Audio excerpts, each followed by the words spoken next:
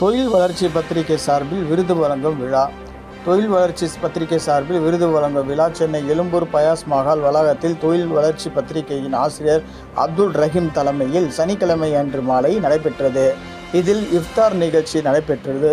இதற்கு முன்னதாக பல்வேறு துறைகளில் சாதனை படைத்தவர்களுக்கு விருதுகளும் வழங்கி கௌரவிக்கப்பட்டது. இவ்விழாவிற்கு சிறப்பு விருந்தினராக இந்திய யூனியன் முஸ்லீம் லீக் கட்சியின் மாநில மகளிரணி பொருளாளர் ஜைதூன், தமிழ்நாடு ஜெயலலிதா இசை மற்றும் ஃபைன் ஆர்ட்ஸ் பல்கலைக்கழகத்தின் முன்னாள் துணை முதல்வர் பிரமிளா குருமூர்த்தி, புகாரி ஓட்டல் உரிமையாளர் ருமைசுதீன் ஃபைசி, சென்னை பல்கலைக்கழகத்தின் பேராசிரியர் காஜா ஷரீப், சர்வதேச சிலம்ப கலை தொழில்நுட்பத்தின் இயக்குனர் முருகா கனிஹாசன், க்ரோன் ஸ்கொயர் ரியாலிட்டி இயக்குனர் ஷேக் தாவூத், ஆலந்தூர் கோ மோகனரங்கன் முதலீட்டாளர் பட்டழகன், விஸ்தம் கல்வி வெளிக்காட்டியின் சென்டர் சித்திக் ஆகியோர் கலந்து கொண்டு கல்லூரி பேராசிரியர்கள், தொழிலதிபர்கள் 20 பெண்களுக்கு விருதுகள் வழங்கி வாழ்த்தினார். அதனைத் தொடர்ந்து சென்னையில் பிரியாணி ரெஸ்டாரண்ட் வைத்து